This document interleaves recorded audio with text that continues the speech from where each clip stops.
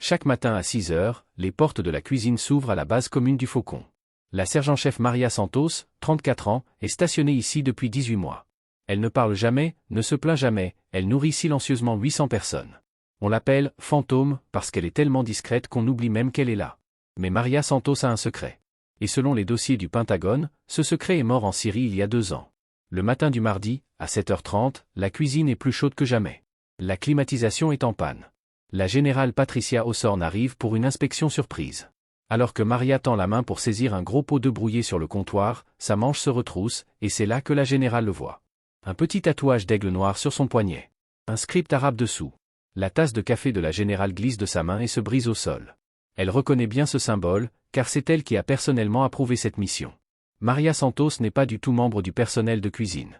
Toute l'équipe est morte, dit le colonel Morrison des services de renseignement militaire.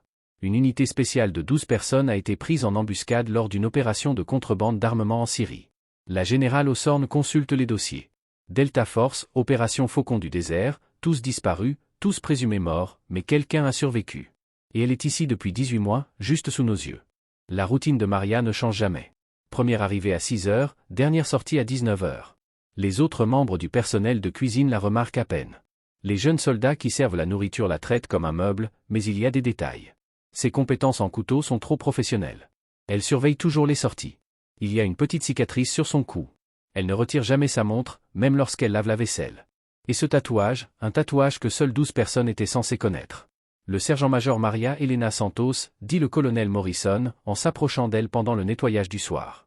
Nous devons parler, pour la première fois en 18 mois. Maria lève les yeux et croise son regard. Sa posture change. Fini l'invisible travailleuse de cuisine. Delta Force, spécialiste des opérations sous couverture. Son équipe suivait des contrebandiers d'armement en Syrie. Ils ont découvert des connexions douteuses impliquant des contractants liés au Pentagone. Lorsqu'ils étaient prêts à faire un rapport, ils ont été trahis. Maria a été séparée pendant l'embuscade.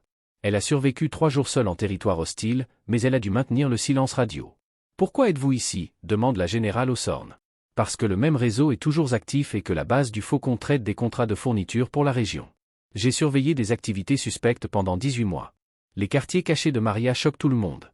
Les murs sont couverts de documents, de photos, de transferts financiers, de relevés de communication. Le même réseau qui a tué mon équipe, dit-elle en pointant la carte.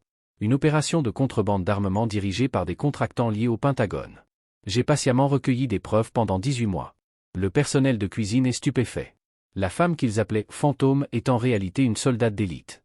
Chaque jour, elle travaillait avec eux, lavant la vaisselle, servant silencieusement. La générale Hawthorne examine les dossiers. Votre couverture est compromise. Vous avez 48 heures. C'est suffisant, dit Maria. Elle sourit pour la première fois en 18 mois. Les 18 mois de travail patient de Maria portent leurs fruits. Une opération coordonnée avec le renseignement militaire est lancée. Les dirigeants du réseau de contrebande d'armement sont capturés. Une cérémonie a lieu dans la salle de messe. Maria est présentée sous son véritable grade, celui de sergent-major Maria Elena Santos. Cérémonie de remise de médailles pour les membres de l'équipe tombée.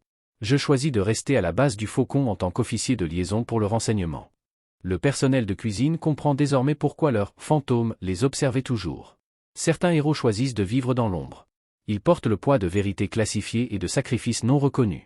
Ils ne demandent jamais de reconnaissance, même lorsqu'ils méritent plus que quiconque. Et parfois, quand le moment l'exige, ils sortent de l'ombre. Ils nous rappellent que les plus silencieux d'entre nous peuvent porter les fardeaux les plus lourds. Pour le sergent-major Maria Elena Santos, le temps du silence est révolu. Le fantôme est revenu, non pas pour hanter, mais pour terminer ce qu'elle a commencé, pour rendre justice à son équipe, pour exposer ceux qui trahiraient leur pays pour le profit. À mesure que la vérité émerge, ceux qui l'avaient autrefois ignoré se tiennent désormais en admiration devant son courage, son sacrifice et son engagement indéfectible envers une mission qui n'a jamais pris fin.